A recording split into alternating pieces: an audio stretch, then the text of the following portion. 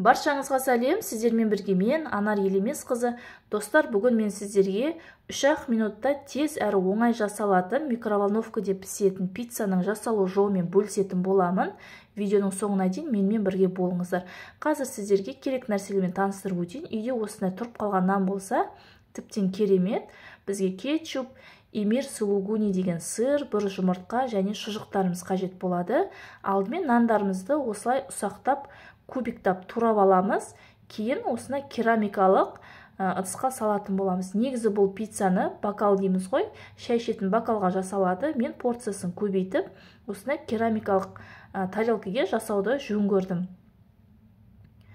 Үстіне кейін кетчупымызды осылай бір келкі тегістеп жағып шығамыз.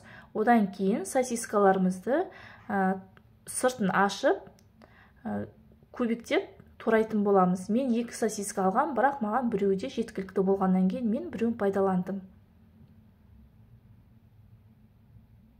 Жасалу жолы өте оңай, үйдегі бар нәрселермен жасай қоясыңыз.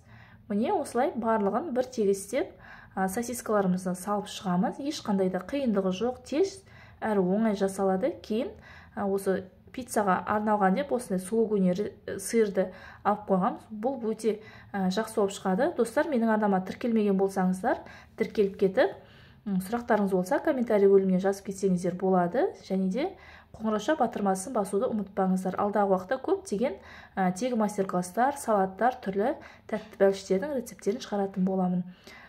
Сырымызды осылай майда, үкіштің майда көзінен өткіземіз, және де бетіне осылай сүйіп шығамыз. Ешқандай да духовкада немесе газда емес, кәдімгі біздің микроволновкада 3 минутта пісіріп алатын боламыз. Міне мен микроволновкаға салдым. 3 минутқа жеткізбейміз, немесе 3 минуттан асырмаймыз.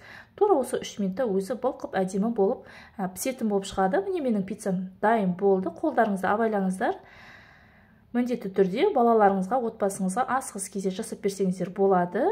Міндетті түрде жасап көріңіздер. Сіздермен бірге болған мен, Елеместің Анары. Ас болсын.